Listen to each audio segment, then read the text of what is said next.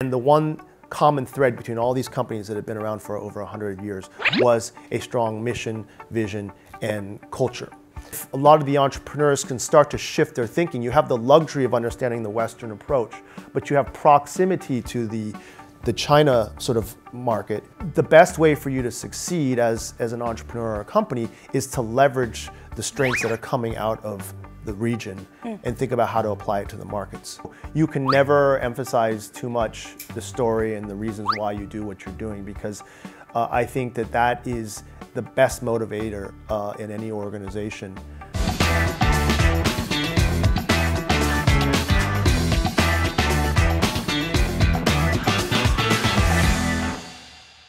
I think in your book you sort of talked about Jack literally say when there's risks, there's opportunities. And sometimes everybody else gets super scared. But this is like a perfect time when things that seems like it's not going so well, particularly for our fellow Hong Kong founders. We're in a really weird place for Hong Kong. But what are some of the opportunities and also some challenges that you think, for our fellow Hong Kong founders? Sure. Well, first of all, I find that quite interesting because, in a lot of ways, people seem to be yearning for the past, like the old Hong Kong, what it used to be. And, the fact of the matter is we're sort of in a new world today. We've all gone through the last 3-4 years. And the conditions that we live in are very different. But we shouldn't be trying to bring back the past because it's a different world today.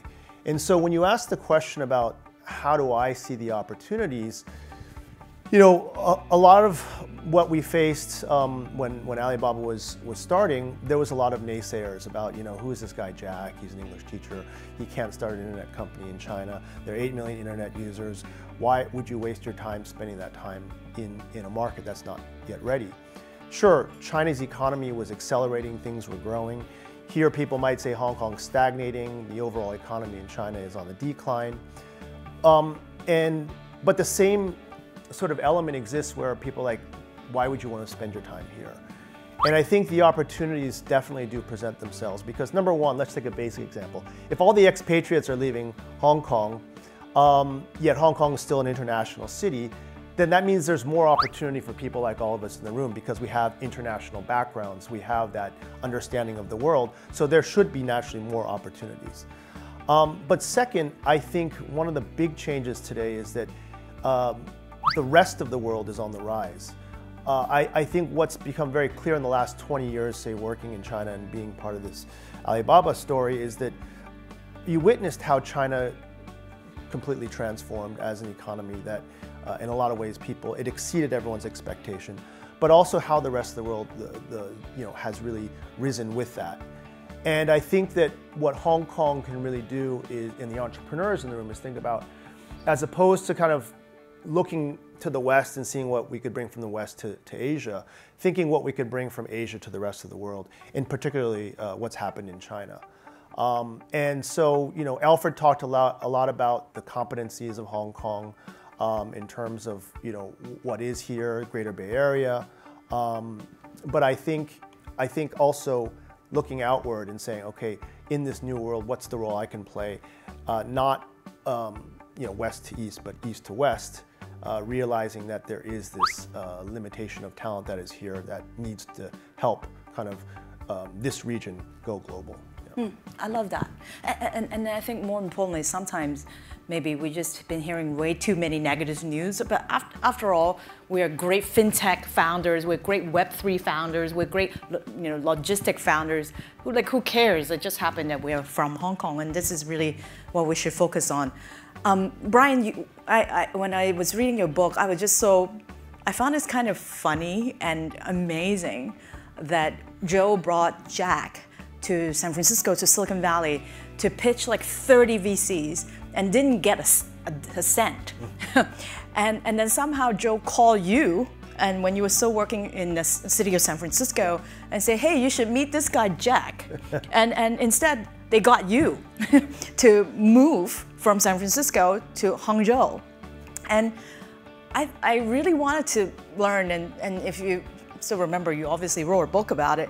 What did you see in Jack exactly And what can we, our fellow founders in the room, learn, like what you saw back then, and some of the character and sort of the key essence that you see maybe we should learn from that? Well, I think first of all, it's just a sign of like when people are sort of not bullish on a market, how easy it is to get a job for someone who doesn't necessarily have all the credentials. I didn't have a tech background, but I grew up in Palo Alto, so maybe they thought it rubbed off on me. Yes, I was working in San Francisco, actually in government, but I had done some tech consulting prior. But you know, for me, I had spent also a year or two before that in China specifically doing consulting, and my job was to help multinationals enter the China market. So I spent a lot of time running around looking for companies that these multinationals could partner with, going to Canton trade show. And when Jack, you know, when I met him and he said, I've got this idea of Alibaba to match buyers and sellers on the internet, which, you know, doesn't sound very complicated now, but it was revolutionary for the time. I said, he's exactly addressing a pain point which all these clients are paying us to send a human being, you know, to go to these trade shows and find these partners. So it's definitely going to address a real need that's a disconnect between the Western markets and the China market. And so the idea made sense, but also Jack had this conviction that was so strong and he was so confident that I said, well, this is a guy that I could get behind. And obviously he had a very good Lieutenant Joe who had a stellar track record in terms of his financial and legal background. But it was really about the conviction and the belief in what he was doing to address a problem that existed, but also seeing the potential that it had beyond that. And so, yeah, I decided to move, and for me, it was more as much an adventure as it was, you know, that safe job, because all my friends were working at these amazing companies like JP Morgan and Goldman Sachs, and I was very self-conscious about that. But at the same time, I said, I'm still young, I can kind of take that chance. I see. Yeah. But I'm not going to let you go for okay. this fast. Jack, after all, is not tech either. It's true. He's an English teacher, yeah. How in the world? So how did he convince Joe? So it is absolutely very, very important to have a great hire. For someone who doesn't really know tech and somehow so convince you, and he's like, you don't know tech either. Like, what? Like, so yeah, the blind leading the blind? Yeah. No, you know, it's what I think Alfred talked about culture, and I'm glad he brought that up at the end, because he knows obviously so much about technology and the financial markets. But when it boils down to it, the fundamental basis of what really drives a company through the very difficult times is really this, not is the values, but also this mission and vision concept. And I know you guys have probably heard it ad nauseum, but you know, going through 20 years of this, and actually looking at companies that have been around for over 100 years, whether it's in the financial services sector, you know, consumer goods, whatever, Alibaba and the senior management actually did this, and we did a study. And the one common thread between all these companies that have been around for over 100 years was a strong mission, vision, and culture.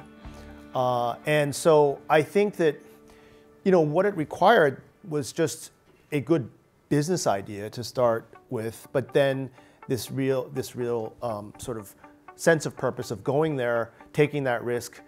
It's worth it because what you can do in terms of the impact and how you can affect the society or the market were convincing enough. And I think Jack he emits that, he radiates that, and that's probably what convinced Joe to also come on board. But that combination of Joe and Jack, obviously when you meet them, you know that they've got this good complementary. Yeah, I love that. Yeah. In Brian's book, you actually gave a lot of example of what is a true mission, vision versus a strategy, and he actually talked about Disney, and I highly recommend. It's really like a business book. I mean, so all of you, if I asked all of you in the room today, like, what's your company mission? Could you answer verbatim, like, exactly what the mission is? You guys have probably been very well trained. I know Gary definitely could. You know, most of the time when I did these workshops, we had an entrepreneur school at Alibaba, and we would teach entrepreneurs from all over the world, and they come, and that's the first thing I would ask them in that module. Tell me your company mission. And everybody immediately pulls out their mobile phone and looks up their website, or they open up their laptop, because they actually have to look up the company mission because it hasn't been internalized. And one of the things we do is we'll write out the mission and vision for our investor deck, and then we'll put the values because it sounds good. But then we never talk about it again. Yeah. And one of the differences working at Alibaba was that Jack, every speech, he would repeat the mission, vision in his talk and the values, and it became internalized to the point of, I think a lot of people think that Alibaba is actually a cult and it's not a company, because everywhere we go, we're like saying the same thing, but also when you hire Alibaba alum, they say they have this same sort of characteristic, which is the culture that Alfred talked about. Yeah. Well, but I think your culture was particularly very interesting with wuxia and that's right. And then Jack dressed up in like Michael Jackson. And did you also have to dress up? No, I was the host one year though, and I forgot my lines in front of 30,000 people, so that was memorable. But no, I did not have to dress up. Okay. But Jack definitely his persona and the wuxia, for example, was very much a part of the company's formation, and it really pushed that whole sort of ethos of the underdog, trying to bring justice to society, and the people that we were trying to help were really the small businesses, and the weapons that we used was the technology. And when you kind of get into that psyche, then people feel like they actually have a very meaningful purpose. And I think that's very important in any company, to create a culture. Yeah. So let's shift our focus a little bit and let's talk a little bit more on the macroeconomic and what's going on. And I think in your book, you also talked about when you first moved to China in Hangzhou, you want to sort of bring the Silicon Valley ethos to China, but little that you know is really the Chinese spirit, entrepreneurial spirit changed you. Yes. And so looking now since 1999 and 2024, it's very, very different time. Yeah. How do you see this whole China-US relations have changed over time, like back then and now? Okay, so that's a very good question. And I referenced it in my first sort of answer, but at the time when Alibaba was being formed, the China phenomenon was really about this adoption and mimicking of US technology. So a lot of the innovation, I would say, that happened in China at the time was sort of applied innovation, taking something like the internet that was created, say, in the United States, and bringing it to China and applying it to everyday sort of use, whether it's information or e-commerce and whatnot. And I think that was the first wave, we all know. But over time, the local companies were able to not only take innovative applications of this technology, but then start to create their own local technology, to the point where now, I'm sure you guys read the news, that the number of patents filed by Chinese companies in terms of technology has actually surpassed those in the United States. I think it's around 68,000 technology patents and whatnot. Not only that, I think we see in terms of the innovation, EV, advanced materials, renewable energy, all these things, China is actually the #1 leader. So what I would say has changed is really that China has developed an approach for its 1.4 billion people, which, by the way, is the size of the entire African continent. Let's not forget that. Like, to achieve that is the most amazing feat that probably in our modern human history. But also what has happened is that not only these applications, but these technologies are very appropriately used for the emerging markets. Markets where they didn't have legacy systems and infrastructure. And so what you've seen is an export of that know-how and that technology to the rest of the world. And this is what I referenced, the rise of the rest of the world. And I think one of the challenges in Hong Kong is we live in a very developed micro society. This is all built off of the Western sort of approach, the financial systems, the legal system and everything, which is a good thing. But at the same time, we're sort of buffered or insulated from what's happened in China. And I think that's why right now represents a very interesting time if a lot of the entrepreneurs can start to shift their thinking. You have the luxury of understanding the Western approach, but you have proximity to the China sort of market. Think about how to integrate those two, but also think about how to use your competitive advantages as a way to leverage that new phenomenon coming out of China. I think that's the biggest change that I've seen, and I think it's going to be very difficult for some people to make that adjustment. Some people, frankly, don't want to go to China. or they don't have the linguistic ability, or they're just educated and raised in a certain Western mindset. So the question is, are you better off in Hong Kong, or are you better off somewhere else in the world where your skills are better used? But if you are going to be in Hong Kong, or if you want to have a company here, the best way for you to succeed as an entrepreneur or a company is to leverage the strengths that are coming out of the region and think about how to apply it to the markets. Yeah. One of the things that I often, particularly talking to our fellow founders, I really think that particular the Israeli in Silicon Valley, often it's a country that actually is smaller than Hong Kong in terms of population. But when they first start any companies, they just know that they're going to go worldwide. And why couldn't we have the same spirit? True. Like in terms of thinking about when you start in Hong Kong, it's just the step one. We have to, go to the world. With that said, to conclude our discussion, I really found that Alibaba is a very, very special company. It's the only company in China, I think, beyond the BAT, TBD, all that, have a real story. Yeah. And sometimes, and partially you're also US educated, Americans are really, really good at that. I think all of us can recite what happened to the Apple Google story, but I don't know any of your story. I actually think that all of us should learn to, especially being a founder CEO, a better storyteller on why do you actually build what you're building. And sometimes being the Chinese boss, you sort of assume you got to work, you work for me, but it's not about that. I think everybody who really passionate and care about what you're working on, they need you to really tell them why they're here and why you're here. And this is something that hopefully you're open to kind of help us to. Absolutely, that's very true. You think everyone knows, but chances are they don't, and they would like to hear it more from you. So you can never emphasize too much the story and the reasons why you do what you're doing, because I think that is the best motivator in any organization. And look, I know Alibaba's going through some tough times right now. I think the price dropped to 69 bucks this morning.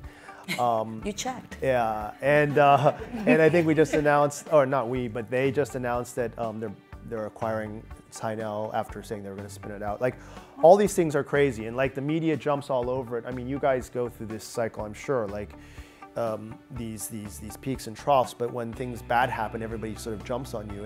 And I'm still cautiously optimistic for the organization because of the reasons we talked about.